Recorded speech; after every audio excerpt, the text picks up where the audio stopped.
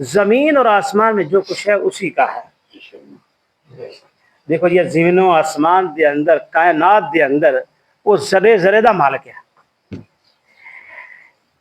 अच्छा, इन्हों थोड़ा जहा तुसी साइंसी एतबार ना भी देखो, ਇਹ ਜਿਹੜੀਆਂ आयात ने थोड़ी देर लिए अपने आप ही गौर करिए। क्या तुसी उन्हां चीज़ों तो बाहर नहीं आ जाते कि ਜਿਹੜੇ ਤੁਸੀਂ इंसानों के दीगर इत्थों के चीज़ों के मोहताज होंगे जे, तो जिसमें तुम्हें इदराक हो जाता है और फिर इस तो बाद अगे जाके यकीन हो जाता है कि अल्लाह जिंदा जवेद हस्ती आ जिहड़े साडी निगहबानी करता पिया है, जिन्हों ना नींद आउंदी आ ना ऊँग आउंदी आ, वो हई भी आ, वो कयूम भी आ, वो सानू रिजक भी बख्शदा पिया दे रहा है, वो सानू सहारा भी दे रहा है, सारा कुछ दे रहा है। तो फिर इंसान दी परेशानियां दूर नहीं होनी चाहिए। जिसनों ये यकीन हो जाता ना, जिस इंसान में यकीन हो जाता है कि मेरा निगहबान, मेरा नगरान, मैनू पालन वाला, मेरा मालिक, मेरा खालिक, मेरिया तकलीफों को दूर करने वाला, मेरी मुश्किलों को दूर करने वाला सिर्फ एक को जात आ, और रब आ, और बड़ा एक्टिव और बड़ा अटेंटिव, और मैनू वो देखता भी पिया है और मेरे मामलात नू संवारदा भी वही पिया है। जो यकीन हो जाता है तो मैनू तो होर परेशानी फिर रहनी नहीं चाहिए। इस एतबार ना इंसान को ज़हनी सुकून हो जाना चाहिए और होना चाहिए है। जेड़े लोग इस पासे चले जाते जिन्होंने ये यकीन हो जाता है कि अल्लाह जिंदा जवेद हस्ती आ, और अल्लाह ही सहारा देने वाला है, और अल्लाह ही राज़िक आ, अल्लाह ही मेरी मुश्किलात दूर करने वाला है, तो यकीन जानो ओदा ना दिल फड़फड़ांदा जे ते ना दिमाग परेशान होंदा है। ਉਹਦੇ दिमाग और दिल के अंदर चीज़ जी रच बस जाती है कि मेरा रब भी है सारा कुछ करने वाला, तो मैनू की तकलीफ है, मैं परेशानी च मुबतला हूँ।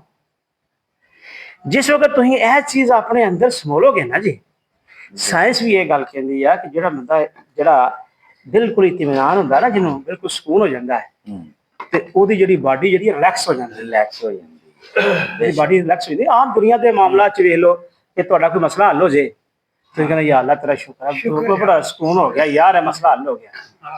तो जो मसले हल करने वाला है उत्ते मौजूद हो, तो जो बार बार ये गल कह रहा हो, इस जमीनों आसमान के अंदर जड़ी चीज़ है मैं मालिक हाँ, मेरे इज़न तो बगैर कायनात का निज़ाम चल ही नहीं सकता।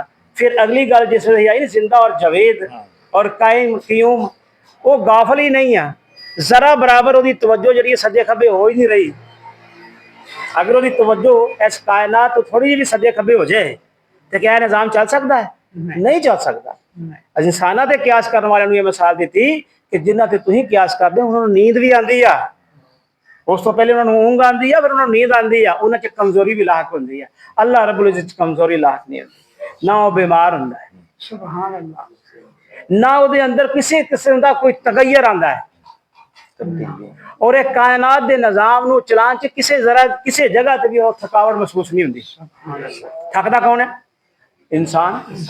जो ये थकदा है तो लाजमी गल है कि सहारे लभदा है, कोई डॉक्टर को जाएगा इंजैक्शन लवाने वास्ते, तो बेहतर मैं बीमार हो गया तो ठीक हो जा, या उन्होंने नींद आ रही है तो कहना मैं अपनी थकावट दूर कर लवां सौ जावां। यानी अल्लाह रब्बुल सारिया चीज़ों तो मुबर्रा है। तो इस एतबार ना जेदे लोग इस गल को समझ लेंदे ने और पा लेंदे ने कि मेरी मुश्किलात का हल मेरा रब ही करेगा, तो पूरी तरह ज़हनी और जिस्मानी तौर पर सुकून च आ जाते हैं। और यकीन जानो वही लोग कामयाब है जिन्होंने हर चीज़ अल्लाह से सुटी होंगी है, वही लोग कामयाब कि ठीक है मेरा रब जाने, मैनू कदी ऐसी परवाह है, तो फिर वो बंदा ज़हनी तौर पर पुरसकून हो जाता है, तो वह दिल इत्मीनान च आ जाता है।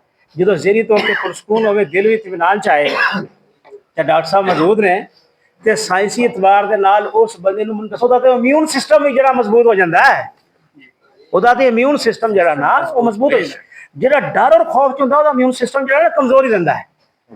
तो इस एतबार ना भी जरा ना अल्लाह रब्बुल इज़्ज़त इस आयतुल कुर्सी के अंदर सबक लैके उठिए कि मैडिकली भी तुसीं फिट हो जाते जे, दिमागी तौर पर तुसीं साइकोलॉजी प्रॉब्लम तुहाडे तो दूर दूर नस जांदियां ने, और तुहाडा इत्मीनान कल्ब भी जरा ना तुहाडा इत्मीनान च आ जाता जो तुसीं यकीन कर लेंदे हो कि सारे मामलात मेरा अल्लाह वेखण दिया है, अल्लाह ही मेरा मददगार है, अल्लाह ही मैनू संभाले हुए, अल्लाह ही मैनू सहारा दे रहा है। अगर किसी वजह से दुनियावी मामला मैं फस जाना तो वही जात मैनू कढ़न वाली है।